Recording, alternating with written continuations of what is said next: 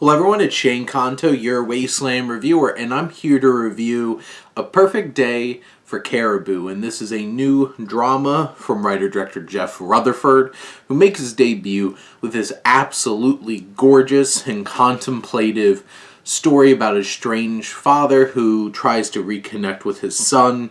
And first off, the cinematography in this film is absolutely gorgeous, from Alfonso Herrera Salcedo, who creates beauty with this camera, this black and white film.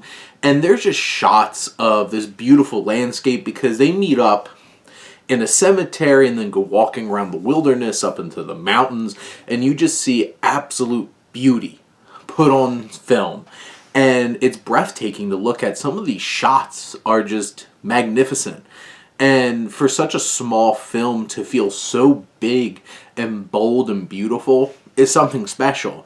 And then in contrast with the actual story, which is so intimate, with this father played by Jeb Barrier, who gives a reserved but earnest performance as this man who we see him at a very dark place at the beginning of the film, making a cassette recording for his son before being contacted and meeting up with his son at the cemetery.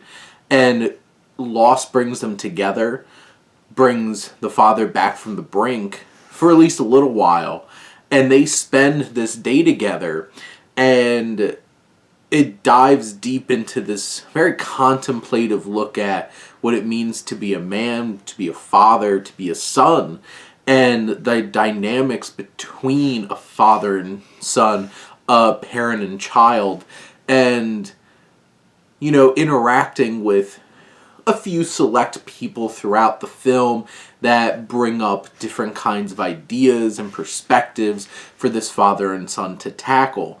Now, some of it feels a little staged in terms of the dialogue, trying to tackle some of these specific themes, and Bear gives a great performance. Charlie Plummer, who plays his son, I think it's fine.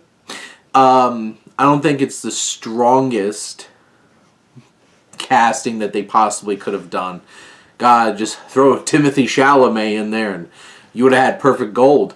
But I think Charlie Plummer does a fine job trying to convey things throughout this film. But the dynamic between father and son is tense and strenuous.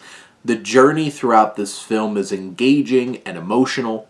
And by the time that the credits roll on this, you go through such a journey of different kinds of ideas and themes that it really strikes a chord. And matched with this beautiful direction and cinematography, and at least one strong performance anchoring this film down, I think this is a special little film that's worth your time and has plenty to chew on and think about.